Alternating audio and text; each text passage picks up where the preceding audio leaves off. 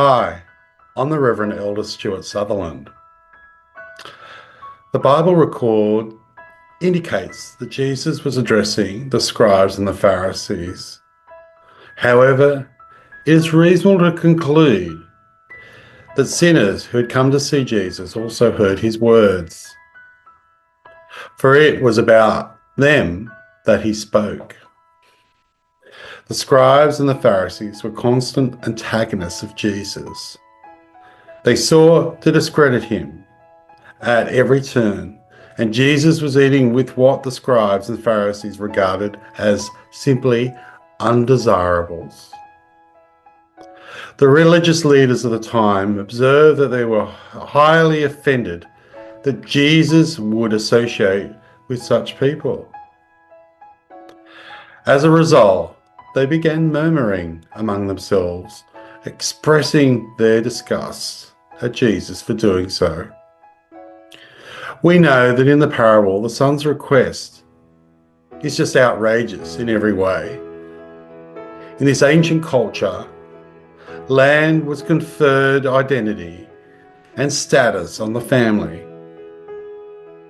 This boy is calling for a premature division of the land, a move that will diminish the standing and welfare of the whole family. So it is a blow directed not at his father, but at the older brother and the rest of the family. The family suffers disgrace. The boy will become isolated because of this disrespect.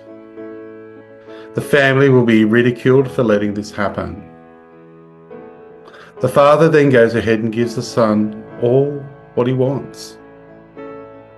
The son squanders everything, and there's an economic recession that makes things that much harder, and the son can only find a job feeding pigs. The boy is now, according to Jewish standards, an outcast. The feeding of pigs, and he's a Gentile. He thinks about his father while he's going about this and decides to go home. As he nears his home, he sees his father running towards him. His father flings out his arms around him, and the father wants to reward his son with everything that he has left.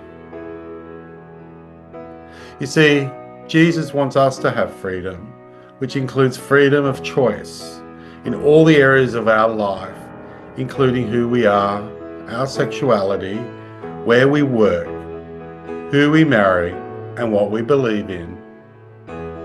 Nothing in our life brings resentment more than a heavy hand of control by our parents.